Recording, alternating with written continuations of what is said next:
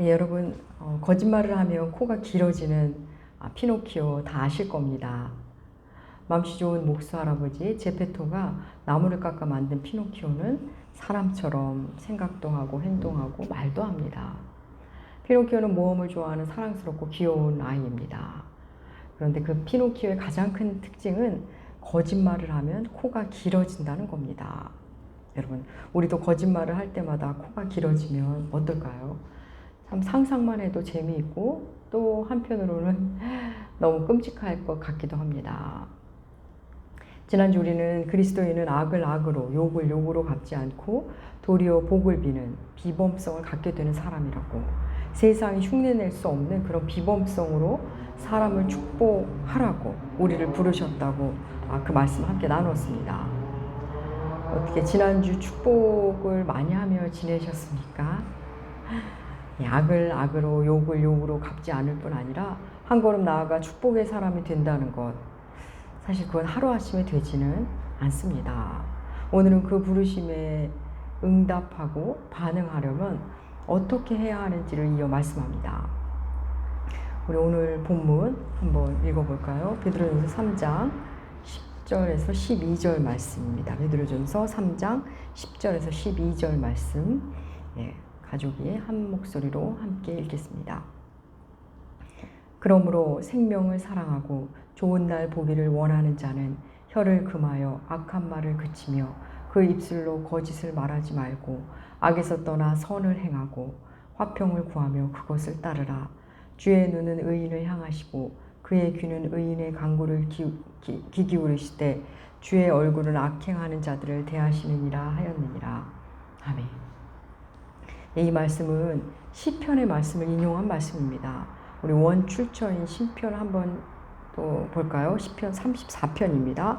시편 34편 12절에서 16절까지의 말씀입니다. 우리 함께 주보에 실었습니다. 함께 읽도록 하겠습니다. 생명을 사모하고 연수를 사랑하며 복받기를 원하는 사람이 누구뇨?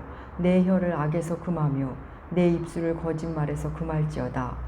악을 버리고 선을 행하며 화평을 찾아 따를지어다. 여호와의 눈은 의인을 향하시고 그의 귀는 그들의 부르짖음에 기울이시는도다. 여호와의 얼굴은 악을 행하는 자를 향하사 그들의 자취를 땅에서 끊으려 하시는도다. 아멘. 예. 오늘 보면 베드로전서 3장 10절과 12절 말씀과 거의 유사한 걸 느끼시겠죠? 예.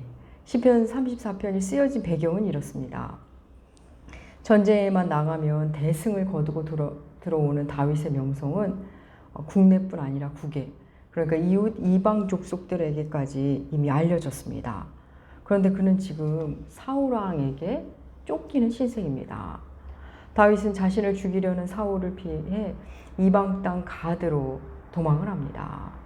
당시 가드 왕 아기스 신하들이 다윗을 알아봅니다. 이 사람은 그 유명한 이스라엘의 장수 다윗이라고, 사울이 죽인 자는 천천히요 다윗은 만만이라고 했던 바로 그 자라고 왕에게 말합니다. 다윗은 그들이 자신을 알아보자 위기감을 느끼고서는 어떻게 하는지 아십니까? 미친 채 합니다. 침을 흘리고 문을 긁으며 미친 채 합니다. 그 모습을 본 아기스 왕은 미치광이가 부족해서 이런 자를 들였느냐고 신하들에게 역정을 냅니다. 다윗은 그렇게 쫓겨나는 형태로 위기를 모면합니다. 그리고 나서 쓴 시가 바로 시편 34편입니다. 왕이 자신을 죽이려 하니 본국으로 들어갈 수도 없고 이방 민족에게 가서 숨어 살려 하지만 그것도 안 되고 그 어디에도 속할 수 없는, 그 어디에도 정착할 수 없는 다윗이 쓴 시가 바로 시편 34편입니다. 여러분, 베드로전서의 수신자들 역시 유대인들에게도 박해를 받고 로마 제국으로부터도 박해를 받는, 핍박받는 신세입니다. 다윗도, 베드로전서의 수신자들도 그 어디에서는 반기지 않는 상황입니다. 여러분, 다윗도 베드로전서의 수신자들도 당시 그 땅의 삶이 참 힘들었을 겁니다. 자신이 처한 상황을 보면 너무 힘들고, 그래도 다시 하나님께 시선을 돌리면 다시 소망이 생기고, 그래서 소망을 붙들고 잘 살고 싶은데 현실은 또 그렇지 않고 쉽지 않고 그렇다고 모든 걸 포기하자니 하나님의 사랑을 알아보려고. 예, 그렇습니다. 여러분, 우리도 그렇습니다. 우리는 이 땅에 발을 딛고 살지만 이 땅의 사람들과는 다른 가치관으로 살아가는 사람들입니다. 하나님의 나라를 소망하지만 하나님의 나라를 계속 배워가며 만나가는 사람입니다.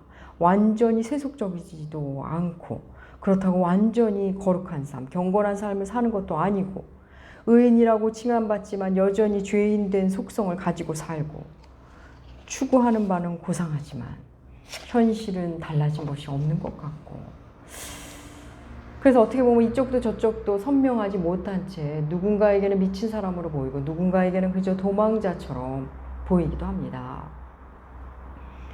사랑하는 여러분, 코로나로 할 수 있는 것들이 제한돼 있고 이 땅의 상황은 그렇다지만 그걸 뛰어넘어 하나님을 더욱 사랑하며 살고 싶은데 제대로 신앙생활을 하려고 하면 할수록 왜 이렇게 힘든 것들이 방해물들이 많은지 다시 말씀 붙잡고 하나님을 의지하면 또 놀라운 은혜를 주시고 그러다가도 다시 땅을 바라보면 앞으로 어떻게 살아야 할지 답답하기도 하고 그러고 보면 여러분 그리스도인의 삶은 늘 그랬던 것 같습니다. 그리고 요즘 하늘이 참 아름답습니다. 몇 주 전에는 여기저기 며칠 상간으로 무지개가 떴습니다. 날은 덥지만 코로나로 답답하기도 하지만 하늘에 구름이며 노을이며 얼마나 아름다운지 모릅니다. 저는 요즘 아름다운 하늘을 바라볼 때면 하나님께서 이제 땅을 그만 바라보고 하늘을 바라보라고 우리에게 그렇게 보여주시는 건 아닌가 하는 생각이 들곤 합니다.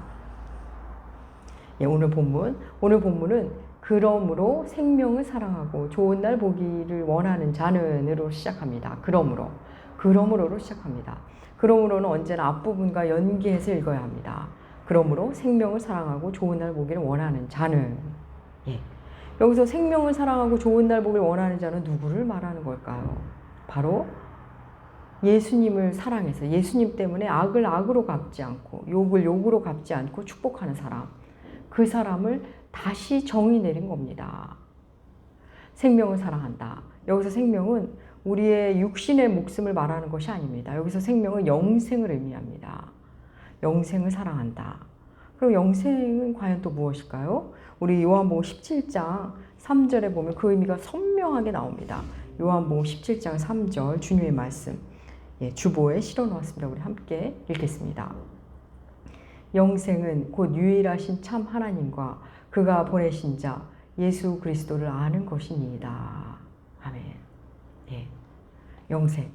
유일하신 참 하나님과 그가 보내신 예수를 아는 것. 그게 영생이라고 우리 주 예수께서 친히 말씀하셨습니다. 그렇습니다. 하나님을 알고 예수를 아는 게 그게 영생입니다. 영생은 어디 죽은 후에 만나는 그것이 아니라 하나님을 알고 예수를 알면 이 땅에서 우리는 영생을 만나고 살게 됩니다. 그러니까 생명을 사랑하고 좋은 날 보기를 원하는 자를 풀어서 말하면 예수를 사랑하고 이 땅에서 하나님의 복을 누리기 원하는 자를 말합니다. 위로부터 온 생명을 사랑하고 그 생명으로 이 땅에서 복의 사람으로 살고 싶은 사람, 하늘의 마음으로 이 땅을 사는 사람, 바로 그리스도인을 말합니다. 예, 여러분, 악을 악으로 욕을 욕으로 되갚지 않고 복을 빌어주는 존재, 선으로 악을 이기는 존재. 여러분, 그런 그리스도인의 비범함, 그 비범함은 하루아침에 가질 수 있는 것이 아닙니다. 그래서 베드로전서가 말합니다. 혀를 금하고 악한 말을 그치고 거짓을 말하지 말고 악에서 떠나 선을 행하고 화평을 구하라. 여러분, 이 말씀은 거짓에 대한 경고가 핵심입니다. 거짓을 경고하시되 혀를 금하고 거짓을 말하지 말라는 말씀을 먼저 하십니다. 여러분, 축복은 말로 합니다. 물론 글로 하기도 하지만 글도 말의 한 영역으로 넣고 말씀드리겠습니다. 혀를 다스리고 거짓을 말하지 않는 자가 축복할 때 그 복이 현실로 성취됩니다. 삶이 뒷받침되지 않는 빈말, 무책임한 말, 허탄한 말, 험담과 불평을 쏟아놓는 혀, 작은 일도 크게 만들어버리는 혀, 중요한 일을 사소하게 만들어버리는 혀, 늘 다른 사람 이야기를 여기저기 전하는 혀. 여러분, 그 혀로는 아무리 축복을 해도 상대에게 축복으로 다가가지도 않을 뿐더러 그 혀의 주인에게도 복이 돌아가지 않습니다. 그러니까 복을 빌어주려면, 축복의 사람이 되려면 진실한 존재가 되어야 한다는 말씀입니다. 여러분, 말에도 무게가 있습니다.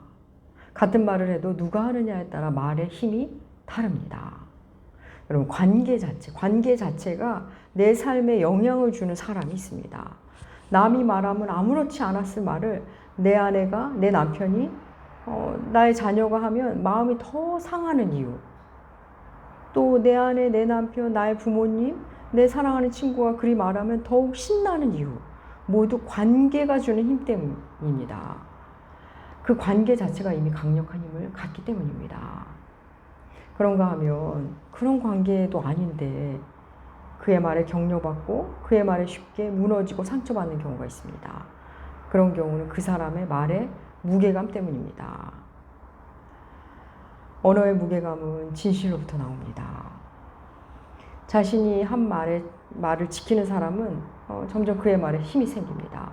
약속을 자주 어기는 사람, 말 따로 행동 따로인 사람의 말의 힘은 점점 없어집니다.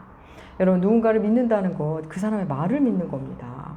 그 사람의 말을 믿는다는 것은 그 존재를 믿는다는 겁니다.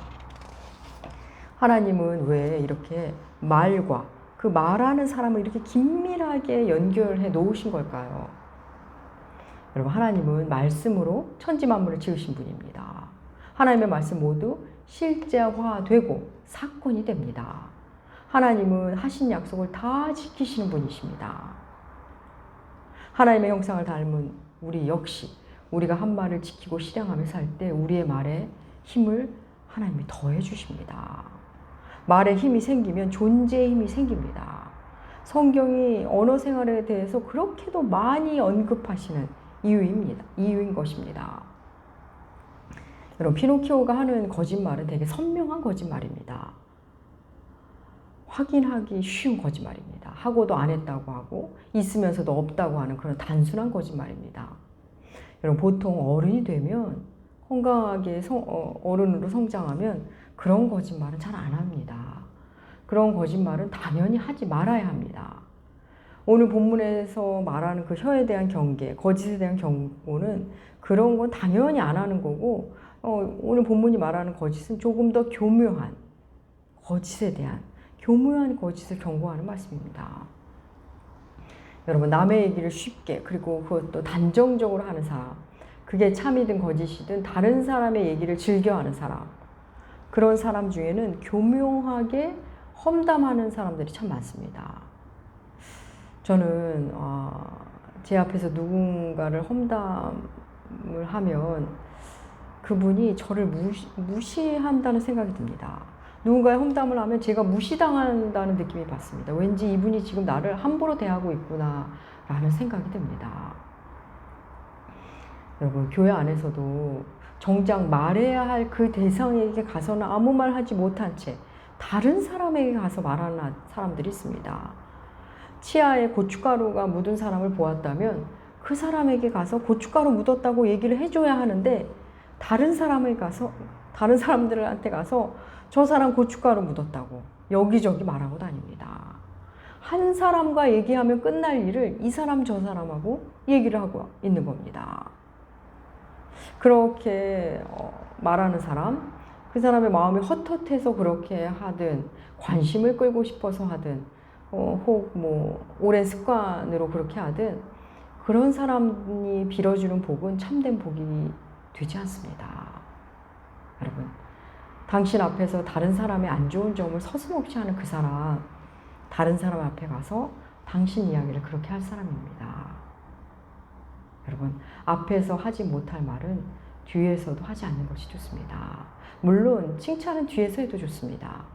칭찬이 아니라면, 그를 돕기 위해 하는 말이 아니라면 뒤에서 말하는 태도는 여러분, 비겁한 태도라는 것을 우리는 알아야 합니다. 요즘 그런 말을 쓰는지는 모르겠는데 예전에 교회 안에 카더라 통신이라는 말을 쓰곤 했습니다. 뭐 들어보곤 했습니다.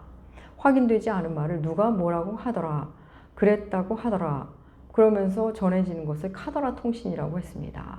누가 그랬다고 하더라, 어떻다고 하더라 하면서 직접 보고 들은 것도 아닌 것을 퍼뜨리는 겁니다. 요즘 가짜 뉴스들이 그렇게 퍼져 나가지 않습니까? 여러분, 교회 내에 카더라 통신이 있다는 것은 매우 부끄러운 일입니다. 확인되지 않은 말을 들었다면 그냥 내가 듣고 끝내는 것, 그게 정직입니다. 그냥 그 말을 먹고 기도로 소화하고 배설하는 것이 가장 좋은 겁니다. 여러분, 참이 아닌 것을 우리는 거짓이라고 합니다. 우리가 말하는 참의 정의, 참의 경계에는 사실 매우 모호합니다. 그런데 분명한 것은 험담, 불평, 비난은 그 내용이 아무리 사실이라 해도 참이 될 수 없습니다. 여러분, 생각해 볼까요? 내가 누군가를 험담할 때 그 험담의 내용이 사실이라고는 하지만 실은 모두 자기 시선에서 나온 자기 해석이 덧붙여진 말입니다. 여러 명이 함께 했다. 나 혼자 생각이 아니고 여러 명이 함께 의견을 같이 한 험담이다. 여러분, 위치와 시선이 같은 사람이 모여서 한 험담입니다. 내가 험담하는 그들이 험담하는 그 사람도 누군가에게 존경받는 사람일 수 있습니다. 또 내가 험담하는 그 사람이 내게 호의를 베푸면, 우리들에게 호의를 베풀고 내 마음에 드는 행동을 하면 그에 대한 해석은 또 언제든지 달라집니다.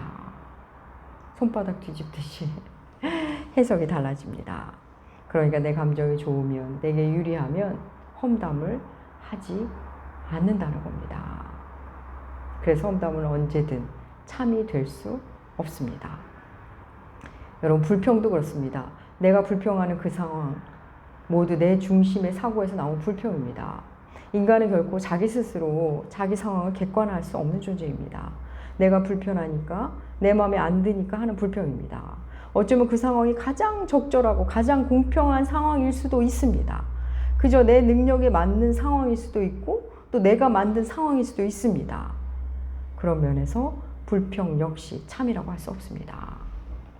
또 여기저기 말을 전하는 일, 확인해 보지도 않는 사실을 짐작하고 유추해서 이럴 것이다, 저럴 것이다, 그게 분명하다 라며 판단하고 전하는 일, 그 일은 위험하기까지 한 일입니다. 자신만의 시선으로 누군가를 가두는 일이기 때문입니다. 여기서 그 짐작이라는 것, 사실은 자기 생각의 수준, 자기 경험의 수준에서 하는 겁니다. 생각이 깊어지고 넓어지고 경험이 더 많아지면 자신이 얼마나 어리석었는지를 알게 됩니다. 그래서 짐작으로 하는 것, 그 역시도 참이 될 수 없습니다. 여러분, 우리는 피노키오가 하는 의도적이고 단순한 거짓말은 점점 안 하게 됩니다. 당연히 그렇게 됩니다. 그렇지만 거짓인지 모르고 거짓을 살아가는 일은 꾸준히 할 수도 있습니다. 여러분, 오늘 말씀은 단순히 말의 거짓을 말하는 게 아니라 마음의 진실을 말씀하시는 겁니다. 사실 진실이라는 것, 우리도 우리 자신의 진실을 모를 때도 있습니다. 다만 매 순간 하나님 앞에서 진실하고자 하는 것, 그게 우리를 진실한 존재로 만들어 간다는 겁니다. 제가 부사역자 생활을 할 때 있었던 일입니다. 담임 목사님께서 이런저런 이유로 매우 예민하게 회의를 주관하시곤 했습니다. 하루는 한 명의 부목사님에게 오랜 시간 호통을 치셨습니다. 오래돼서 제가 내용은 잊어버렸는데 그 한 부목사님을 향해 왜 그랬냐고, 왜 말을 안 했냐고, 어서 변명이라도 해보라고 어찌나 화를 내시는지 화를 내시면 계속 다그치셨습니다. 그 자리에 있던 다른 부목사님들, 저를 포함해서 어찌할 줄 몰랐습니다. 정말 그 자리에 있다는 것 자체가 그 혼나는 그분께 저는 미안하기까지 했습니다. 한바탕 그 요란한 호통이 지나간 후 혼난 그 당사자, 그 목사님이 담임 목사님을 향해 조금 떨리는 목소리로 말씀하셨습니다. 사실 목사님이 두려웠습니다. 목사님이 겁이 났습니다. 그 외에도 몇 마디 하셨는데 기억은 나지 않습니다. 다만 그분이 두려워서 그랬다고, 겁이 나서 그랬다고 말씀하시는 것에 저는 큰 은혜를 받았습니다. 계속 분위기도 안 좋았고 나와서도 어느 누구도 말 한마디 못했지만 저는 그분의 정직함과 진실함에 경외를 표하고 싶었습니다. 사랑하는 여러분, 진실은 그런 겁니다. 위기를 모면하기 위해, 자기 체면을 위해 마음에도 없는 말, 자신은 이미 거짓인 것을 알면서도 떠들어대는 그런 말, 자신을 포장하는 말, 다른 사람을 핑계대는 말, 약간의 참이 섞였다고 참이라고 우기는 말은 여러분 진실이 될 수 없습니다. 그리스도인인 우리에게는 더욱 그렇습니다. 여러분, 하나님 앞에서 진실하고 싶은 것이 진실한 참, 진실의 출발이 됩니다. 사실 제가 인정받고 싶어서 그랬습니다. 실은 제가 두려웠습니다. 그때는 그게 옳은 줄 알았습니다. 제가 실력이 부족했는데 덮으려고 했습니다. 입을 떼기는 어렵지만 그 결과로 더 힘든 일이 생길지도 모르지만 그때 우리의 존재가 하나님 앞에 서는 순간이고 우리의 존재가 진실해지는 순간입니다. 사랑하는 여러분, 하나님은 우리가 진실하게 살아가길 원하십니다. 우리의 진실함이라는 것, 순간순간 하나님 앞에 서면 그게 바로 우리가 진실해지는 순간이고 진실한 존재로 되어가는 힘이 되는 겁니다. 오늘 본문 11절과 12절 말씀 우리 공동번역으로 주보에 실었는데 한번 읽어볼까요? 주보 맨 아래 베드로전서 3장 11절과 12절 함께 읽겠습니다. 그는 악을 멀리하고 착한 일을 하며 평화를 힘써 찾아야 한다. 주님은 올바른 사람을 굽어보시고 그들의 간구를 들어주신다. 그러나 악을 행하는 자들은 노려보신다. 아멘. 하나님 앞에 진실한 자가 의인입니다. 하나님의 마음은 그들에게 가 있으십니다. 여러분, 악을 멀리하고 선한 일을 하며 평화를 힘써 찾아야 합니다. 평화는 저절로 오지 않습니다. 평화는 여러분 그냥 내가 기도 몇 번 했다고 찾아오는 게 아닙니다. 하나님이 이미 주신 평화지만 우리는 힘써 찾고 그걸 가져야 합니다. 빼앗기지 않아야 합니다. 그러기에 먼저 혀를 금하기에 힘쓰고 험담, 비난, 불평, 남 탓하는 일을 줄여야 합니다. 그래야 우리는 참의 세계, 진리의 세계로 들어가게 됩니다. 거짓은 우리를 하나님과 멀어지게 합니다. 하나님은 거짓과 함께 하실 수 없는 분이기 때문입니다. 여러분, 교회는 박해받는다고 무너지지 않습니다. 박해는 우리를 오히려 더 정결하게 합니다. 교회는 수군거림으로 분열됩니다. 사랑하는 여러분, 교회 안에서, 가정에서, 일터에서 악역을 담당하지 마십시오. 안 좋은 말, 또 험담, 확실치 않은 말, 그냥 들은 대로 그냥 먹고 뱉지 않으시면 악순환이 내게서 그칩니다. 여러분, 아무리 어떤 내용이 사실이라 해도 상대에게 도움이 되지 않는 말은 하지 않는 것이 좋습니다. 사랑하는 여러분, 피노키오는 코가 길어지면 사람과 거리를 둘 수밖에 없었을 겁니다. 우리의 영혼이 거짓에 익숙해지면 우리는 하나님과 멀어집니다. 사랑하는 여러분, 이 세상에서 온전한 참, 온전한 진실만을 말하고 말하신 대로 사신 분은 예수 그리스도, 그분 한 분입니다. 그분밖에 없습니다. 우리는 예수 안에서 예수와 연합할 때 그분이 살았던 진실의 세계를 살아갈 수 있습니다.